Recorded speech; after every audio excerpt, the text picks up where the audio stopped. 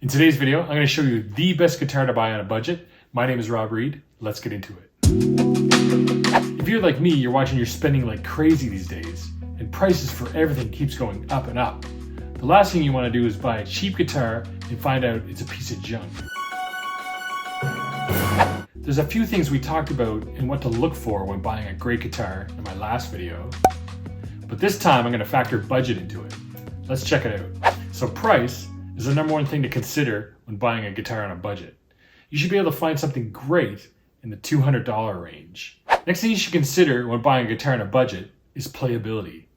Is the neck slim enough and small enough for you to get your hand around?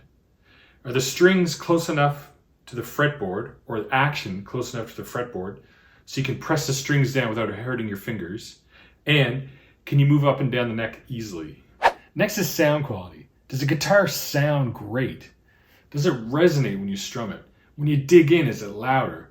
And when you pull back, does it sound quieter? Are your ears loving what they're hearing when you strum the chords? Next thing you want to consider when buying a budget guitar is craftsmanship. Is the guitar well put together? Does it feel sturdy?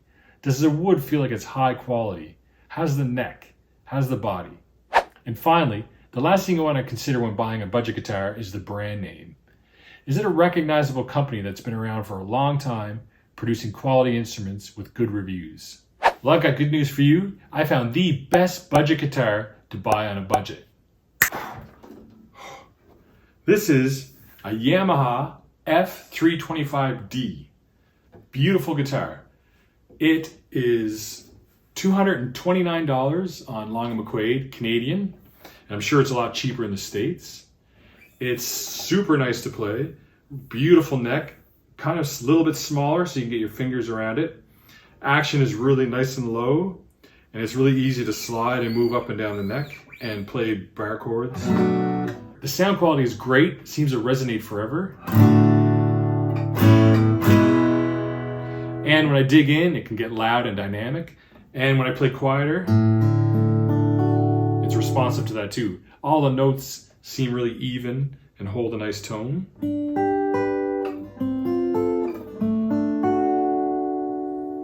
The craftsmanship's great too. It's got a nice gloss top, back and sides, so really shiny. And there's nice black binding all around the body. And the thing I really like about this guitar in the appearance is the black binding on the neck. It really kind of makes it stand out and pop when you look at it front on. And Yamaha has a great brand name, very recognizable. They've been around for years making great guitars. So the only drawback I have with this guitar is that the top piece of wood is made out of laminate, meaning it's just pieces of wood that are pressed together. It's not a piece of solid wood. So that means that the guitar will be just a little bit less dynamic than it would be if it was a solid piece of wood. But I tend to not really notice it that much because the guitar just sounds so great as it is. I don't think I'll have a problem with that at all, and don't let that hinder you from buying this guitar. I have students that use this instrument and they come in every week. It sounds great. They're happy. I'm really happy with the sound. And you have to remember, it is a budget guitar, so it's not going to tick every single box. But this is a compromise I'm willing to take. So I highly recommend the Yamaha 325D. Go check it out at your local music store. You will not be disappointed.